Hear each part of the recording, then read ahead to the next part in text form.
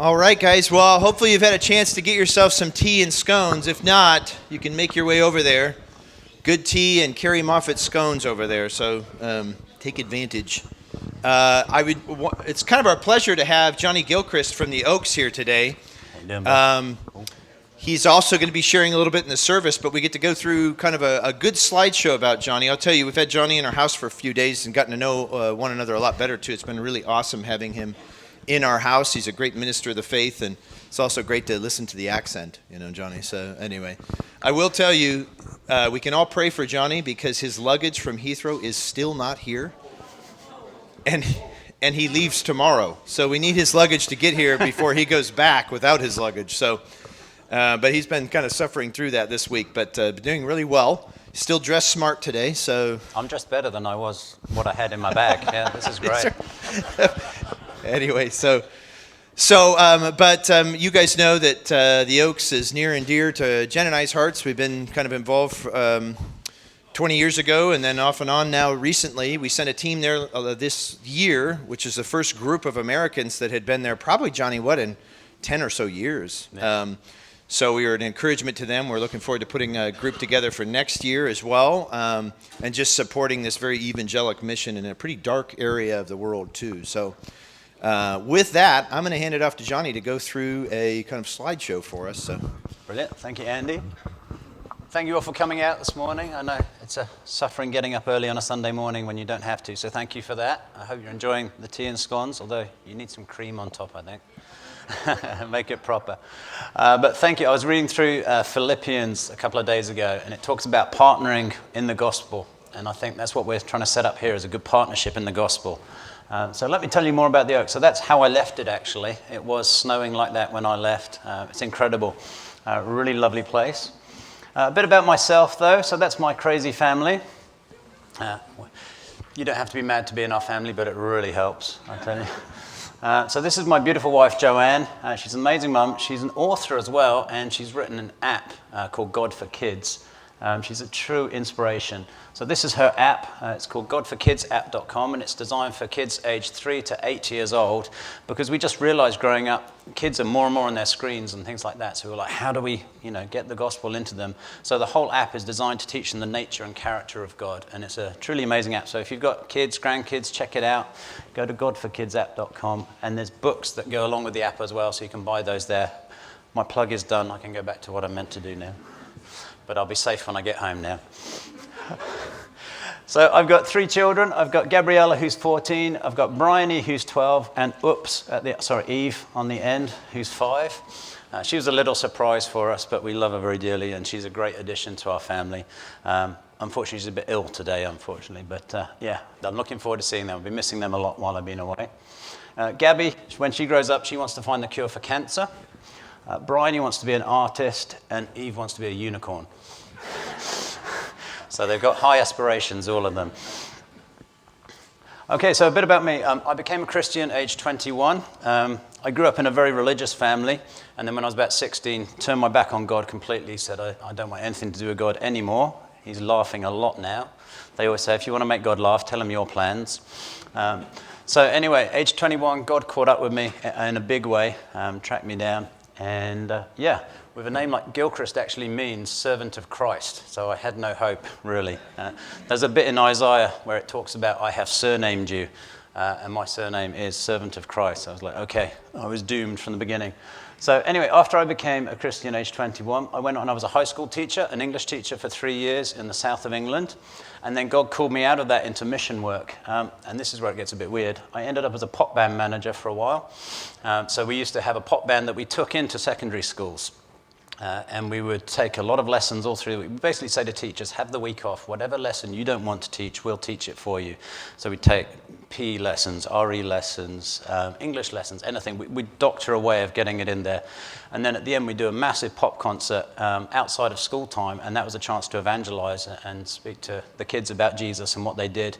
And we'd link up with the local church. So that was exciting. I did that for about 3 or 4 years. And that's where I met my wife as well, doing that.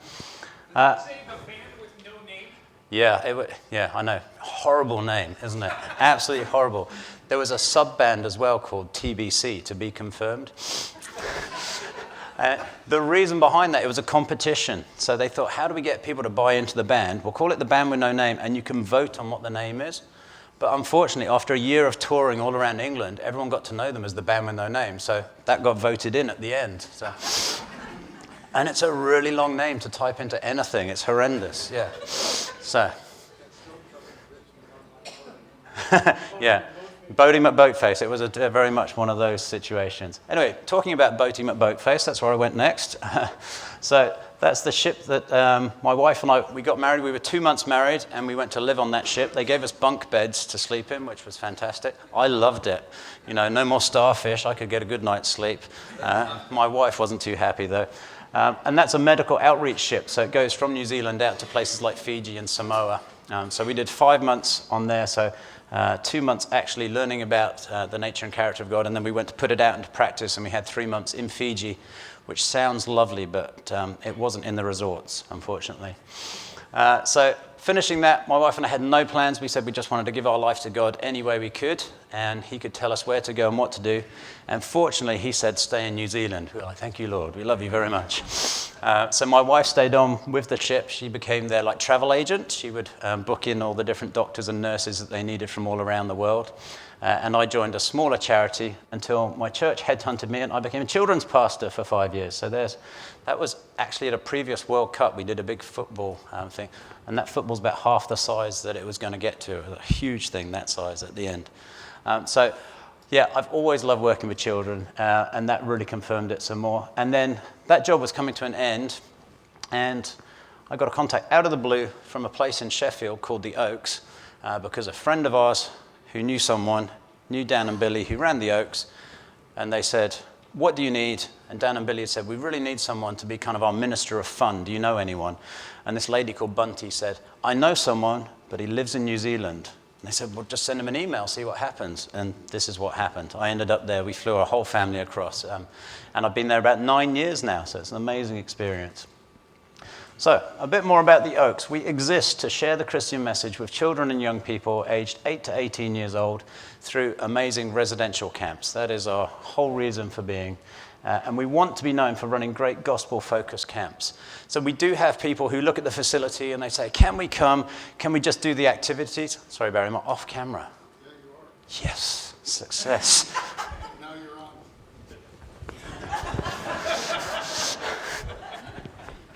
Where do you want me, Barry? You're good. I'll stop messing around.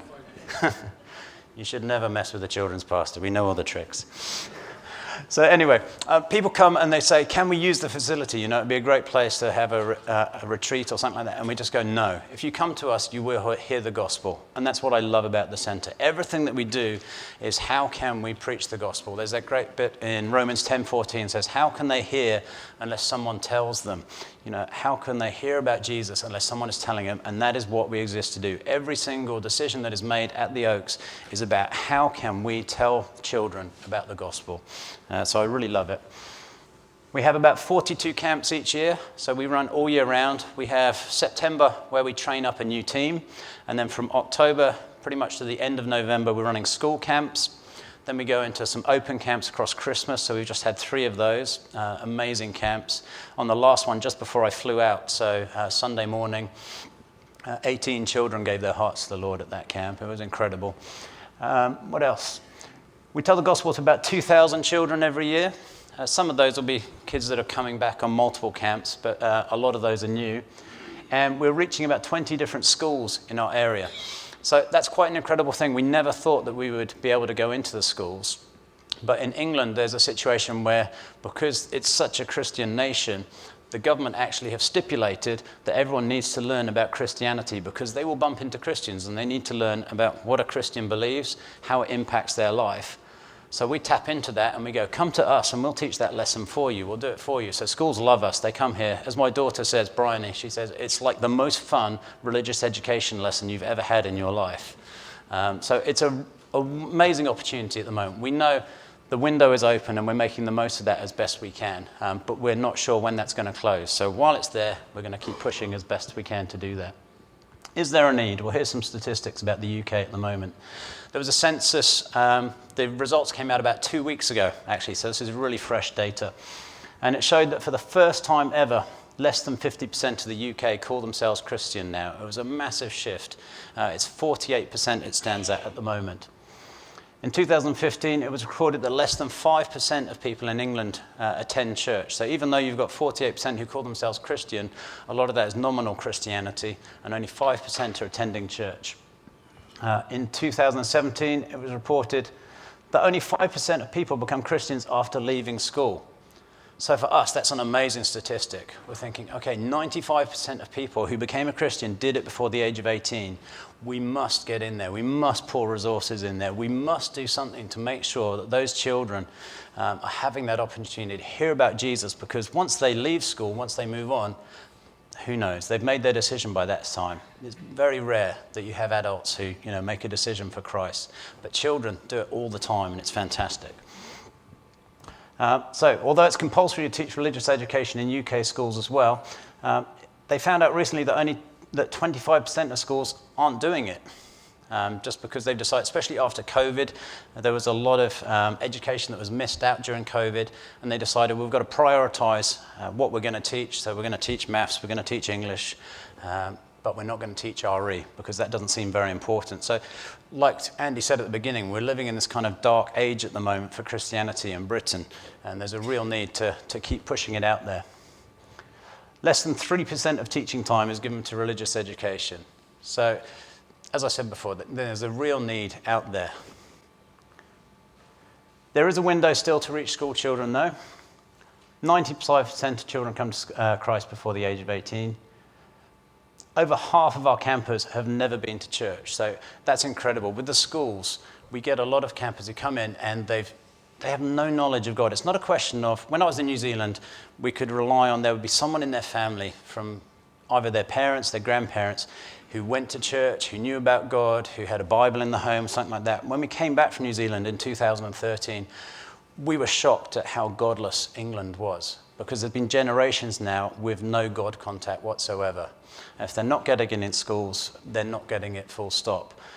So, yeah, it was quite a shock. But these children come in and they've still got a spiritual thirst. That's what's amazing. If you look at the nature of the world at the moment, you look at the Marvel movies and things like that, everyone knows there's another dimension to life, a spiritual dimension in some way, and they're looking for what that is.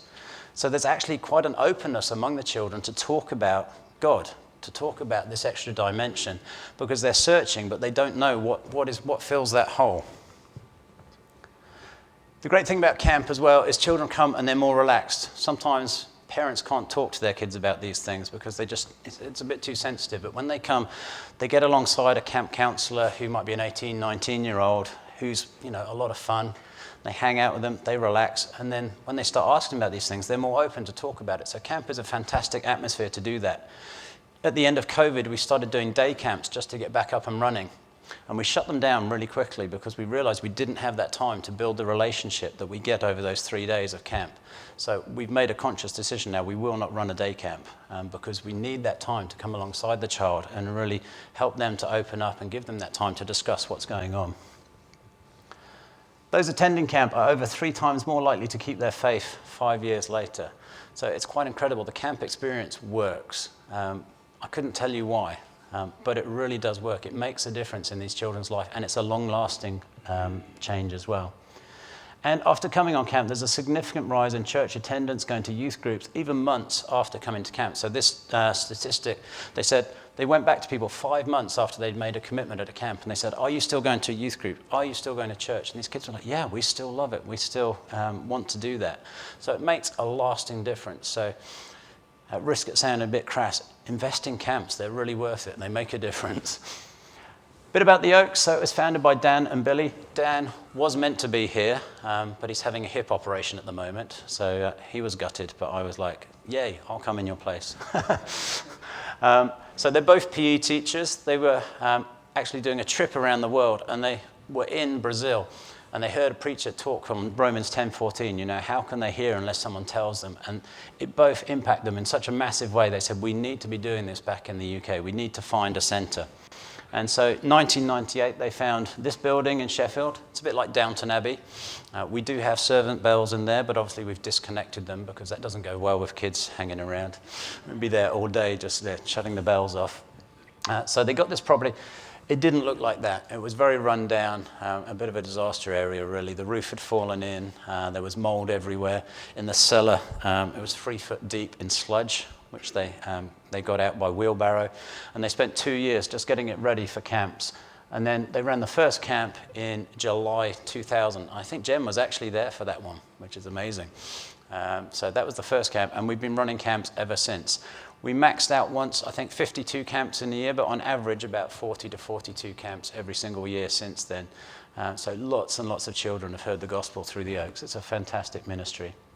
And my job, you can see some of these things like the big hamster ball at the bottom, the Zorbs. My job is just constantly, I call myself minister of fun, because we need to draw these kids in and we need to let them have the best time of their life so they go home talking about it. So my job is constantly innovating, thinking, what can we do that will bring more people in and keep them coming in?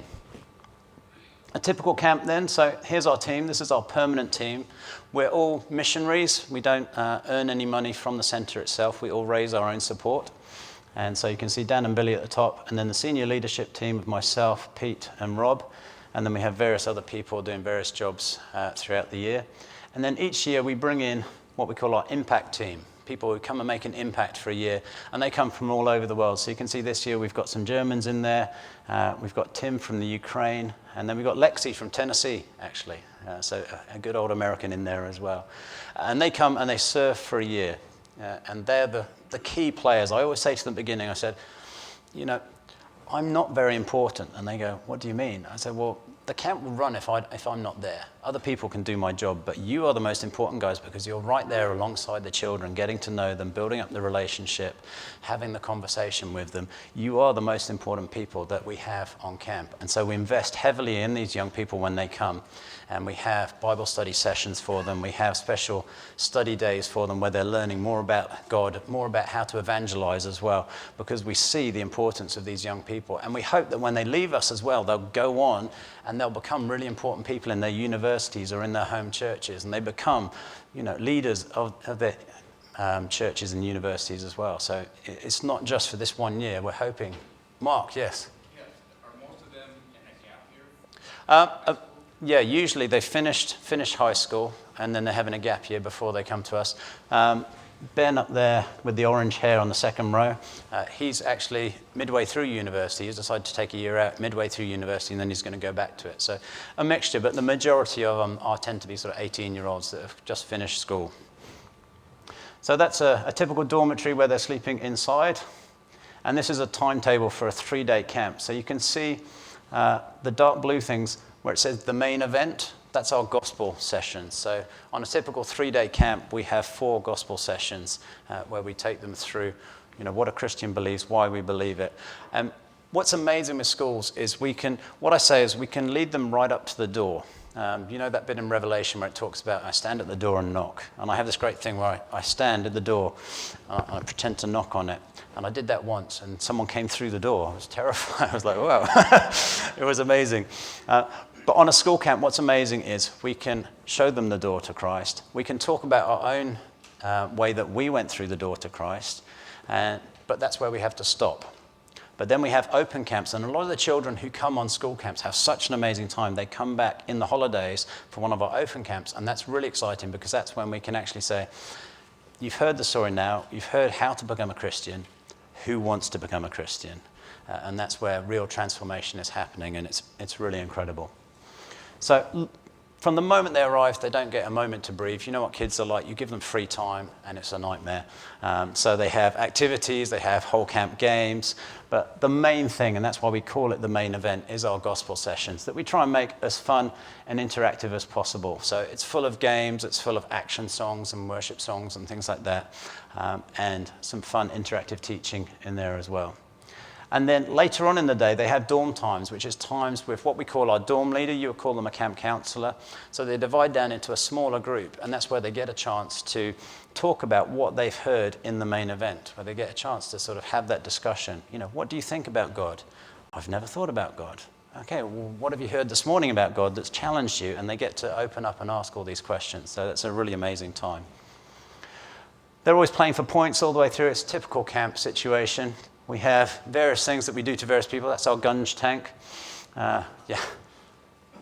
Bonnie, you enjoy that. I came up with that idea. I'd seen it somewhere else, and I said, I want a gunge tank. And they said, well, you've got to be the first one in it then. And they took all the food scraps from camp and tipped it on my head. Oh, it's disgusting. Campers absolutely loved it, though. They thought it was the best thing ever. So how it works is at the end of each day, we have a camper of the day, kind of, MVP, I guess you would call it. And they get to choose one of various punishments for one or more of our camp counselors. So our favorite one is we throw people in the pond. They love that, especially in winter. All right, to give you a little taster, I've got an activity video. Hopefully it's going to play for you, so I'll step back. Is it going to work? Here we go.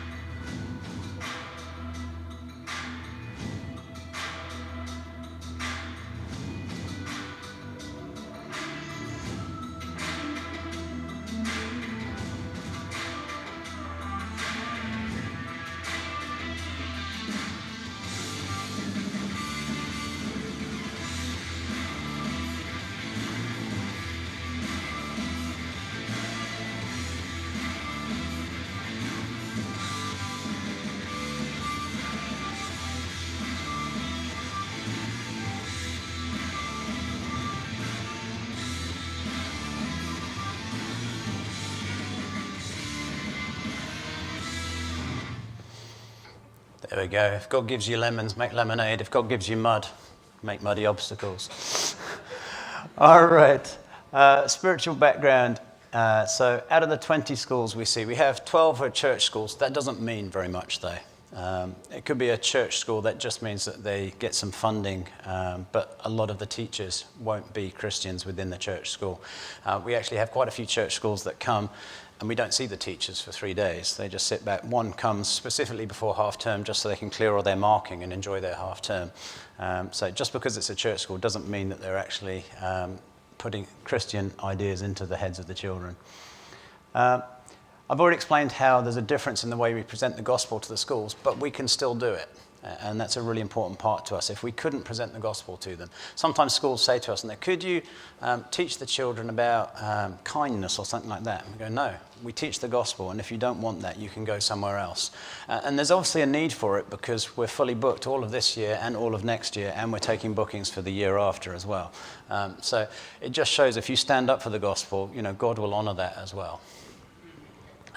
With school groups, about 75% of those children are unchurched.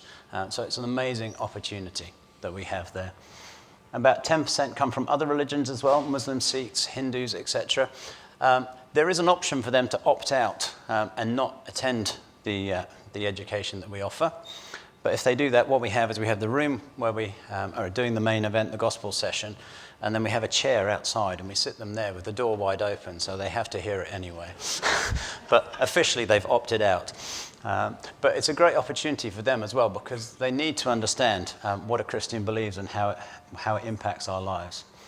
On our open camps, so that's half terms, that's in the holidays and things like that, weekends, about 60% of those are church children. So it's still 40% that are coming that don't know Jesus at all. We had one 3 camps ago where there's a girl called Eddie who came. And it was literally a friend of hers that said, this place is amazing, you should come. That was it. She came, she sat through all the gospel presentations and everything. And at the end, we found Eddie crying. And we're like, why are you crying, Eddie? And she goes, there's something about this place. And I'm choking up as I say it. She said, it's just an amazing place. I don't know, I can't put my finger on it. We said, well, you're actually the right age to come back next camp. Why don't you come back next camp? And she said, well, I can't, I've got a hair appointment. And we were like, oh, Eddie, move your hair appointment. And Eddie came back the next camp, and she gave her heart to the Lord. Now, she knew nothing about God. And then 2 weeks later, her salvation is secured. So it was an incredible story, that one. We get lots of children returning from school camps, so like I said earlier, we can go deeper with them and actually lead them to Christ if they want that. And the activities, they're just there as the hook. That's what allows us to get them in, But when I got the Zorbs, those big hamster balls, my boss said to me, how is that going to help you teach the gospel, Johnny? I said, well, kids are going to see that on our website, and then I want to be there rather than anywhere else on a weekend. And so they will come here, and then we'll tell them the gospel. They'll come to Christ. And he's like, okay, approved. You can buy 3 Zorbs. We have various dreams and challenges at the Oak. So when lockdown came, it was a real blessing to us, actually. We run so many camps that we quite often say we would love to have some time where we can actually stop and rethink, are we doing it the best that we can? And lockdown gave us that opportunity because camps had to stop. But as a senior management team, we spent 10 weeks, day in, day out, for 8 hours a day, just ripping everything apart from scratch again. And we came up with a 10-year plan about how we're going to make it better. And part of that is we want to put another centre out somewhere. So we set ourselves the target that by 2025, we will plant another centre. Completely change the way that we employ, the way that we hire people and things like that. Because it was no longer, are you interested in coming to work at the Oaks? It's like, are you interested in being trained up so that you can go and run a place yourself in 2 years' time, 3 years' time, whatever it happened to be when we took them on. So every manager now has an assistant who we're training up to take over from us in 2025, so we can just literally pick up a whole team and say, you're ready to go. And then we'll feed them all the resources that we have from 25 years of experience and pass that on. And then there'll be another centre somewhere else. In an ideal world, there'll be Oaks all over the UK. That could be a way off yet. Who knows? We are also exploring that. When we heard about your church here, how you do pop-up church, that fascinated us. And we were like, wow, what could we set up pop-up camps, for example? Could we take some of our team and can we go and resource other camps across the summer, for example? So we did that last summer. There was a beach mission out in Wales that was really struggling for people. So we sent them 4 fully trained youth workers. And we said, go and just spread the gospel there. So we're exploring that at the moment. Can we do pop-up camp as well? And so thank you for that one. Challenges that we have. Communication is always a difficulty. Internal communication, we've got a lot better at that. We can always be better though.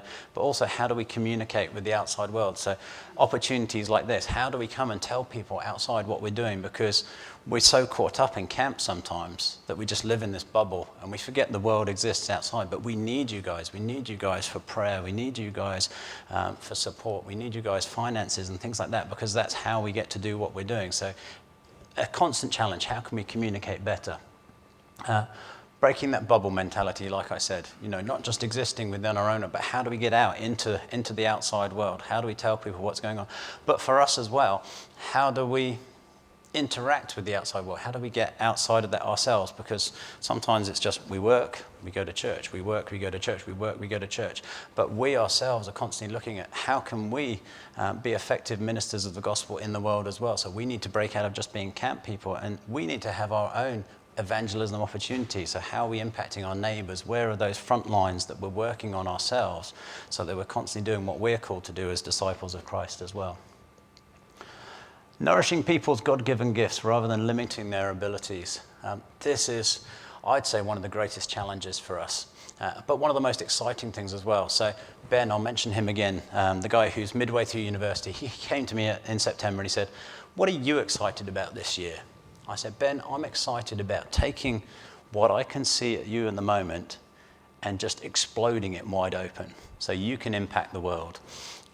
looking at what your gifting is, whatever it happens to be. Some people, it's craft. Some people are excellent at finding those campers that are on their own and coming alongside those people. Some people are just complete extroverts that jump around all over the place.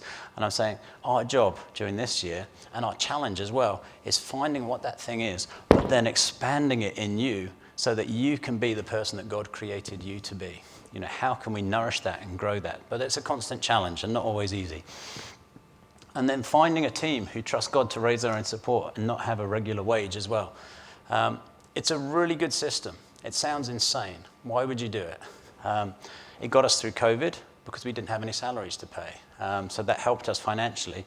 But also, it really weeds out those who have a heart for the mission because they're not about the money.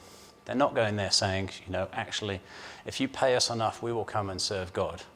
They're saying, we will serve God and we'll rely on him to provide everything that we need. And so the people that are there are fully committed, wholehearted to the mission of evangelizing the nation. And it's a really good way. But they're few and far between as well. Finding those people with that passion and with that heart are few and far between. So it's a constant battle. And especially if we're going to expand to another center, we're going to need a bigger team. One of my dreams is that we could double our own team at the Oaks. We were constantly saying, how can we get more camps in without exhausting our existing team? And I was praying one day and I just suddenly thought, if we double our team, we can just do one camp on, one camp off, one camp on, one camp off. And when they're not on camp, we can be feeding them and teaching them and doing more. So everything just multiplies exponentially. But that would be our biggest need, finding those people who want to come and want to serve in that way. And that's me. Do you have any questions? Who's brave? How big is the Oaks Property, so we have 20 acres at the moment. So I was up at Trout Creek on Thursday morning. I was like, oh, look at all this. And also the house and the grounds, like I said, it's Downton Abbey. It's got a protection order over it as well. So we can't do anything within the view of the house. So all the activities are tucked away around the outside and things like that. So it is a constant challenge. How do we utilize the space that we've got and max it out? Because it's not a big space and there are restrictions as well. So we had the main house. Behind the house is the old stable block. That's been converted into 13 houses now. And 8 of those are actually owned by the Oaks. So over the years, we're gradually buying them up as they come up. So a lot of the permanent team you saw there live on the property itself. The Gap team that come in, the Impact team, they live on the top floor of the house. We put a biohazard sign up there in September and then get the hazmat suit on at the end of the year to clean it out again before the next ones come in. But they've all got bunks and a kitchen and a lounge and things, everything on the top floor. Any more questions? Yes? We can take 60 in one go, yeah. So because of the makeup of the middle floor, which is where all our dormitories are, we break that down into 32 of one gender and then 28 of the other. And it's literally whoever books in first. So if more boys book in first, they get that side, and then we fill up the other side with girls. So 60 in total. We do have one camp, a Catholic school that brings a double camp. So they come in Monday to Friday in total, but they'll bring 60 campers from Monday to Wednesday. And then on the Wednesday, one group goes home and then another group arrives to go all the way through to the Friday. But on that middle day, we have 120 campers on site and we do a massive game with 120 people. It's the best time ever. We don't have on that day, it's written into actually our staff handbook, you will not have a day off. You will not do any work at your desk because it's all hands on deck just to make that work. But it's the most fun of the whole year, I think. How do the schools arrange to come? Do they come by a certain grade level at a time? How do you limit it to 60 if it's from the school? Our class sizes in the UK are about 30 for a class, so it's quite easy. So usually they're bringing 2 classes. When it gets to secondary school level, obviously they've got a lot more. So they would just open it up to a year group and they'd say first come, first served, the first 60 who book on, you're in kind of thing. Sometimes what they do, we have a school, for example, that will come in year 7 and they'll have like almost a compulsory camp for the entire of year 7, which is the sort of 11-year-olds. And then the following year they'll run an open camp, really, where they say, if you'd like to go back again, book in as quickly as you can. So that's how it's chosen, really. Johnny, we talked a little bit about REs and religious education courses, which Johnny was explaining, which is just really fascinating to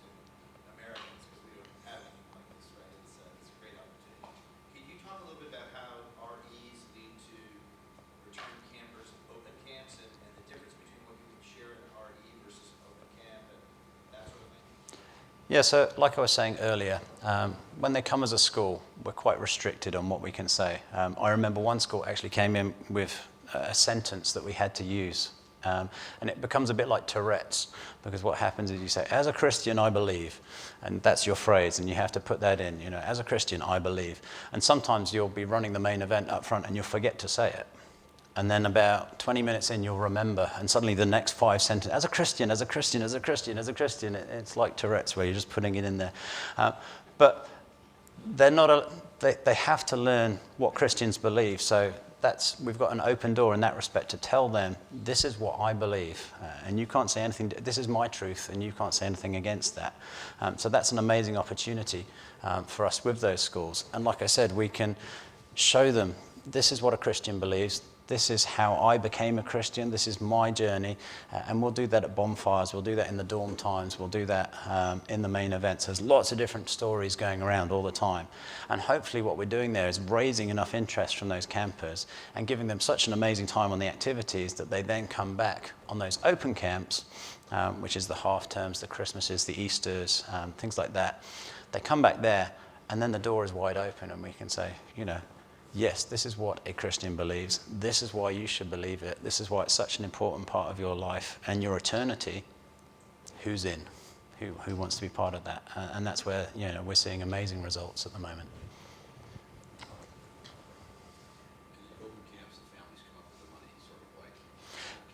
Yeah, exactly. So we have to have 3 seasons. So we have a sort of summer season that's full price, and then we cut it back by a third in mid-season, and then pre-Christmas is really cheap. I think we do a camp for £37. They can come for a whole weekend for £37.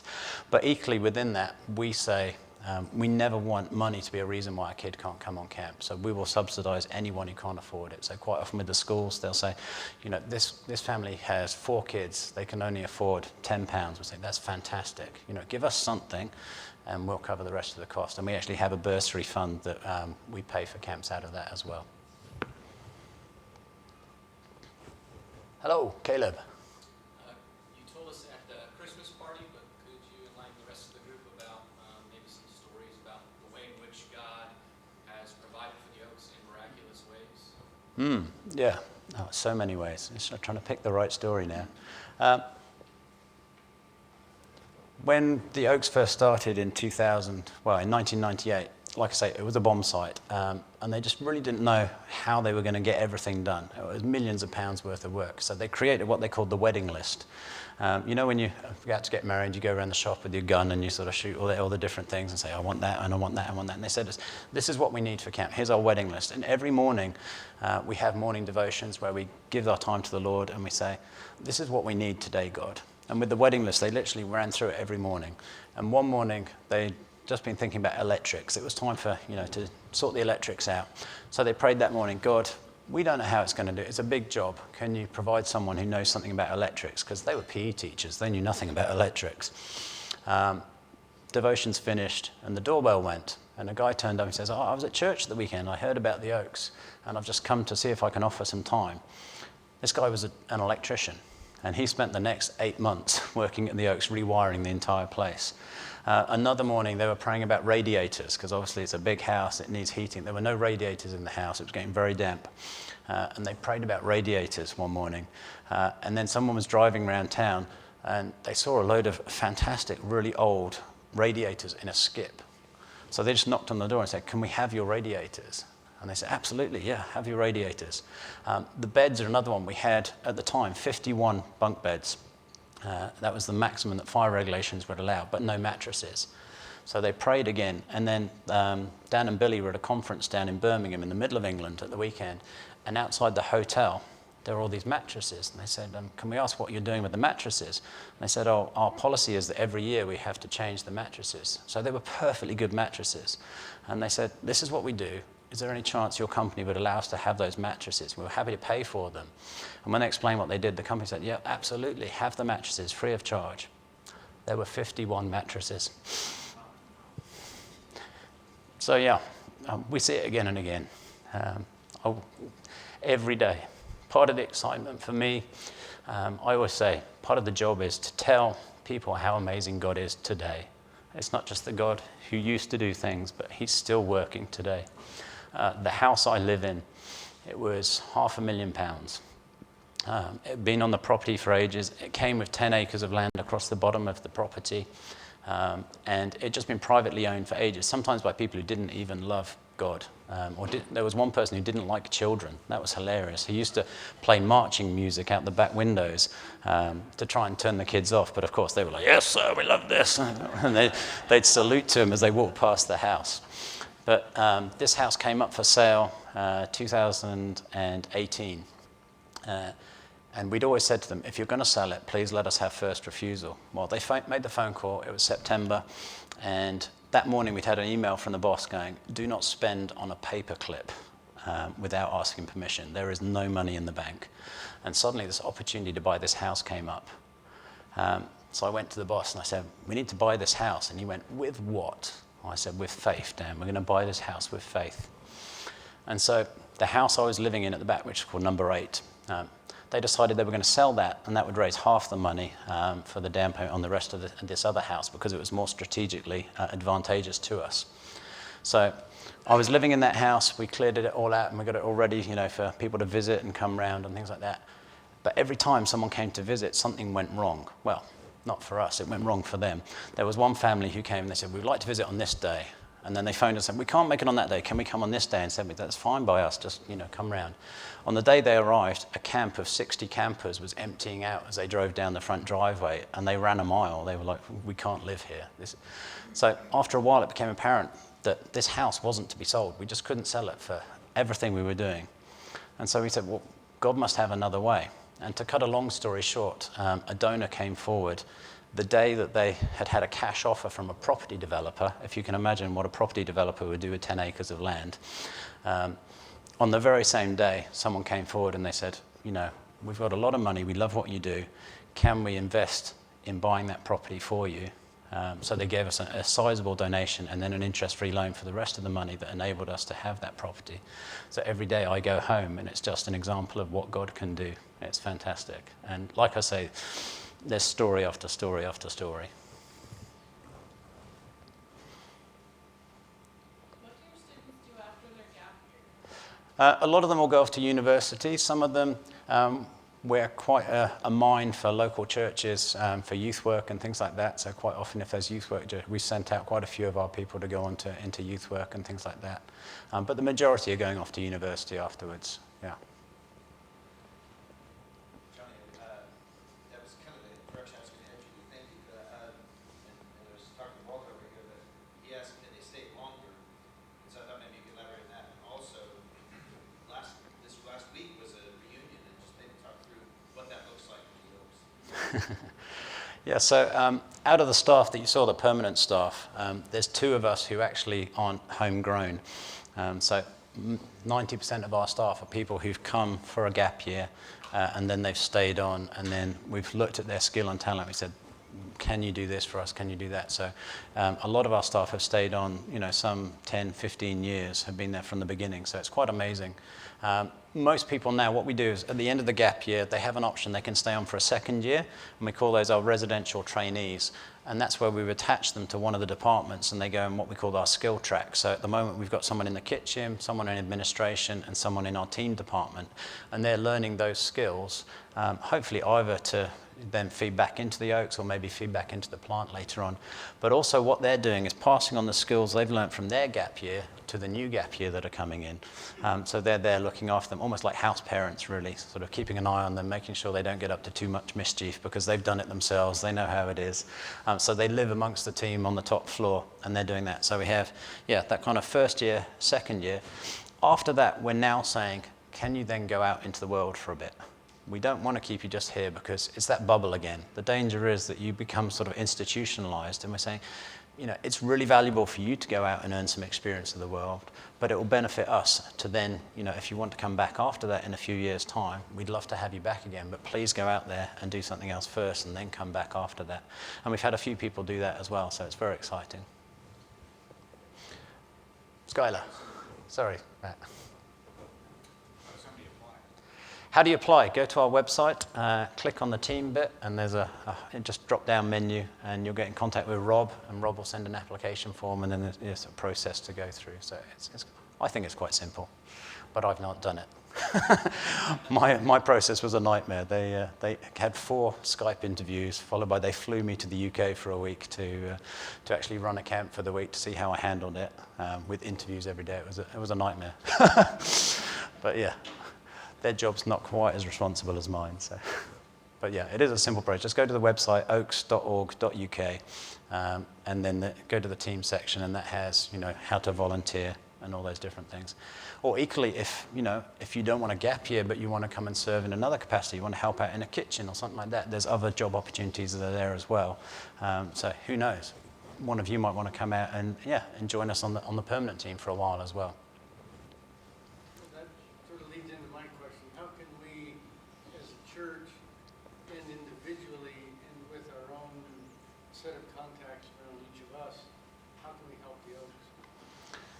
I think the main one, it's such a tricky question. I never know how to answer it. Number one, pray. Please pray for us. Without prayer, nothing happens. And with prayers, you hear from the stories, amazing things can happen. Number two, tell people about us, though.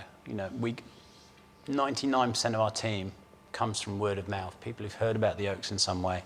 And they know a young person, they say, actually, it'd be really good. I think you would love to do this. Why don't you give it a go? Why don't you go out there? And then just harassing that young person through the door, really, Because you know what they're like? They sort of listen, they go, yeah, okay, sounds good. They ignore it for 3 months. And then going back to them, buy them a coffee and say, have you thought about what I said? Look, here's the website. Look it up on your phone or whatever, and show it to them. Because that would really help us as well. So that network of people, the wider we can spread that network of people who've heard about us and then recommending us, that's massive as well.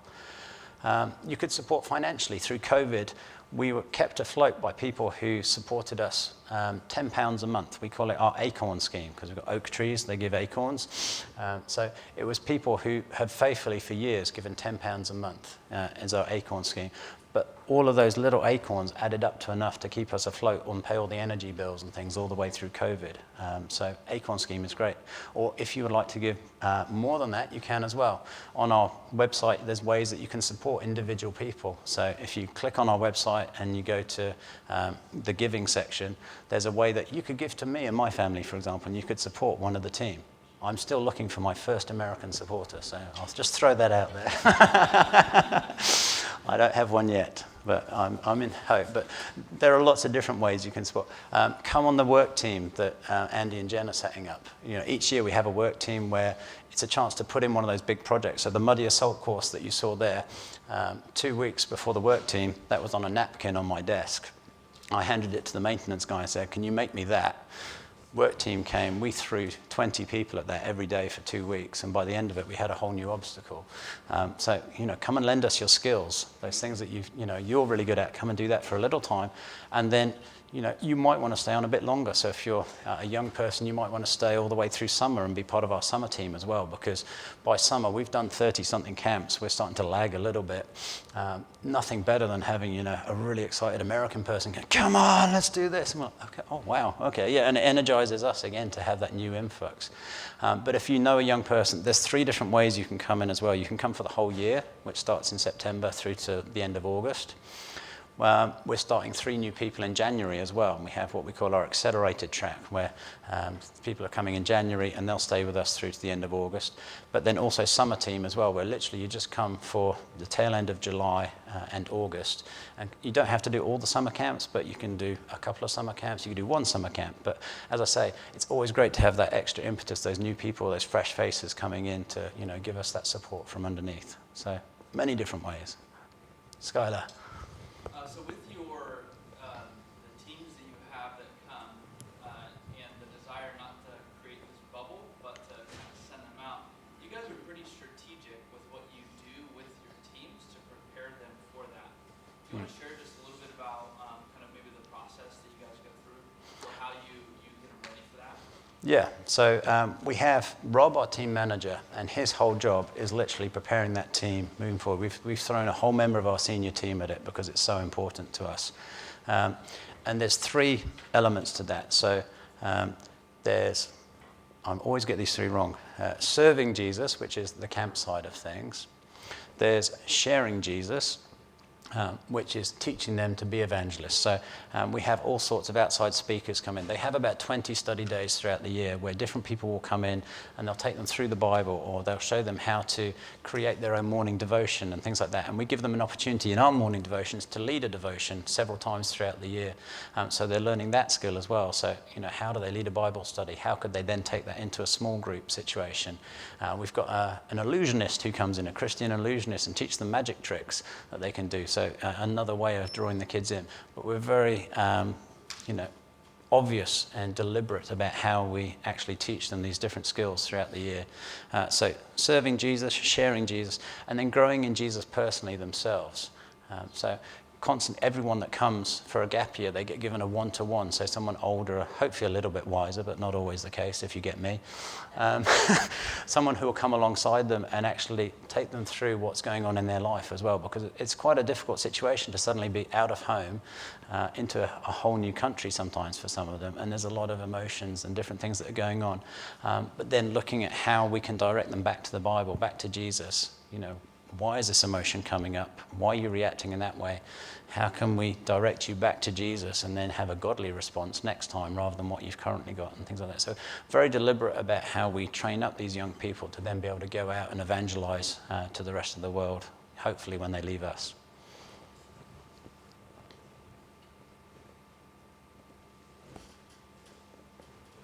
One more question?